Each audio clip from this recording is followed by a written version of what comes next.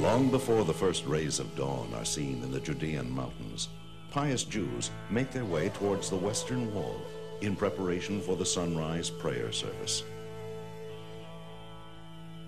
King David wrote, "I wake the dawn," as if to say, the dawn does not wake me.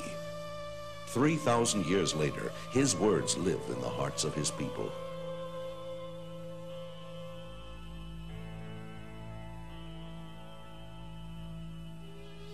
"I will not come into my house," David promised. "I will not climb into my bed. I will not give sleep to my eyes nor slumber to my eyelids until I find a place for God, a dwelling for the mighty one of Jacob." All his life, David sought to find this most sacred place and to build God's holy house in Jerusalem. For here, God would reveal his divine presence, and from here would rise the prayers of every Jew and the prayers of all mankind. It is here that Jacob had lain down to sleep and had dreamed of a ladder reaching to the heavens, and upon awakening from his dream exclaimed, "Behold, this is none other than the house of God, and this is the gate of heaven."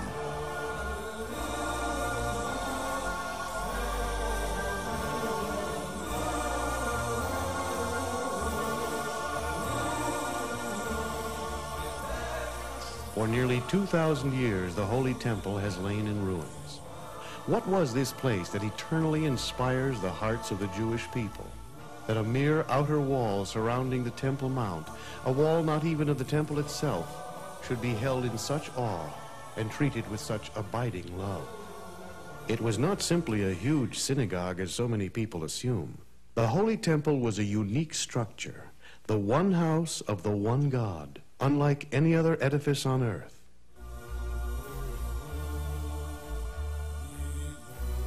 In the final chapter of Isaiah, God speaks, "The heavens are my throne, and the earth my footstool. Where is the house that you would build for me? Where is this resting place?" And yet they built the impossible. They built a house for God. The Holy Temple was first built by King Solomon on the site established by his father David. The Temple of Solomon stood for 410 years, then was destroyed by Nebuchadnezzar, who led the Jews into exile in Babylon. 70 years later, the people were gathered back into the land of Israel, and the temple was rebuilt by Ezra the scribe under the benevolent protection of King Cyrus of Persia.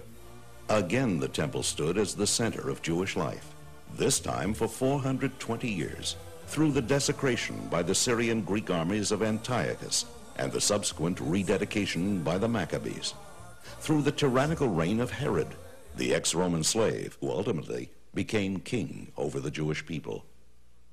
The paranoid King Herod assassinated the sages of Israel, all but Baba ben Buta, whose eyes he put out.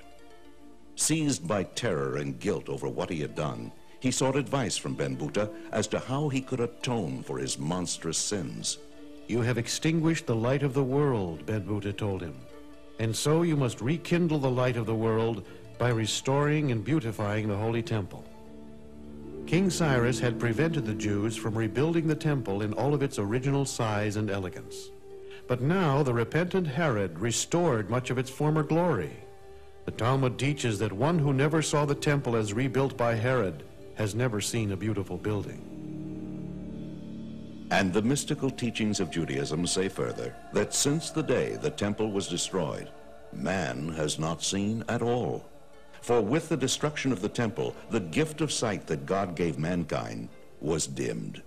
Seeing in its truest sense will not be possible until the Holy Temple is once and forever rebuilt.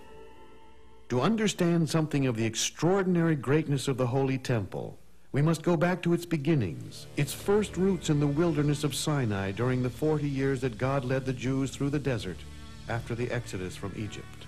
A portable sanctuary called the Tabernacle was built by Moses as an atonement for the sin of the golden calf, and in fulfillment of the scriptural commandment, "They shall make for me a sanctuary so that I may dwell within them." In this sanctuary, God's divine presence was miraculously revealed. As the Bible relates, when the clouds of glory descended upon the tabernacle, This was the signal for the children of Israel to rest from their travels and make camp. Then, when it was God's will that the tribes of Israel travel again, the clouds of glory would rise and depart, signaling the Levites to disassemble the tabernacle and the children of Israel to journey on. When finally the children of Israel entered the promised land, the tabernacle accompanied them. It stood in Gilgal for 14 years, then at Shiloh for 369 years, at Nob for 13 years, and in Gibeon for 44 years. Here is the hill at Shiloh today, thought to have been the site of the tabernacle. 430 years in all, the tabernacle wandered through the land of Israel, a princely bridegroom yearning and searching for a bride. By this time, David was king over Israel. It was intolerable to him that the divine presence should dwell in a temporary structure. David and the prophet Samuel looked deeply into the Holy Scriptures, in Deuteronomy and in the book of Joshua, and concluded that the chosen site had to be in the territory allotted to the tribe of Benjamin, in a place called Jerusalem.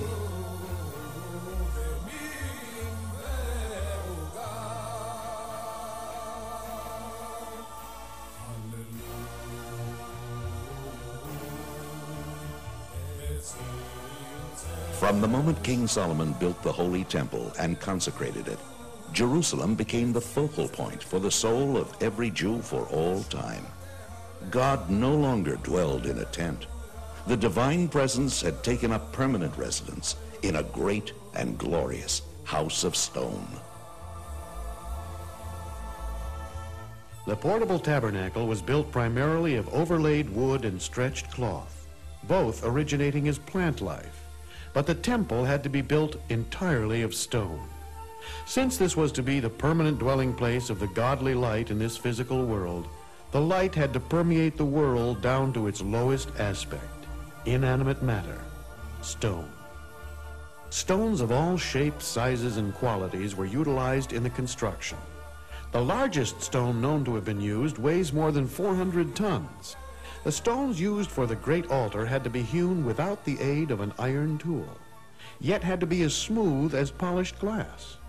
If a scratch the thickness of a fine hair were found, that stone was removed from the altar and replaced and buried beneath the temple. An extraordinary series of miracles occurred during the building of the first temple. Throughout the 8 years of its construction, not one of the many thousands of laborers died or fell ill.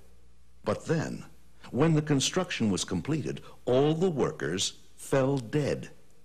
And God spoke from heaven, saying that he would give them all their full reward in the next world, the eternal world.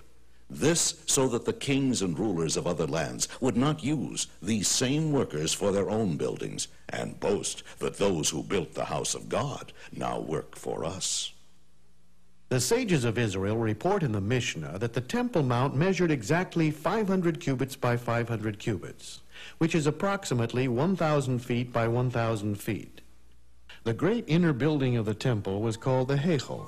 It housed the portico, within it the sanctuary, and within it the Holy of Holies.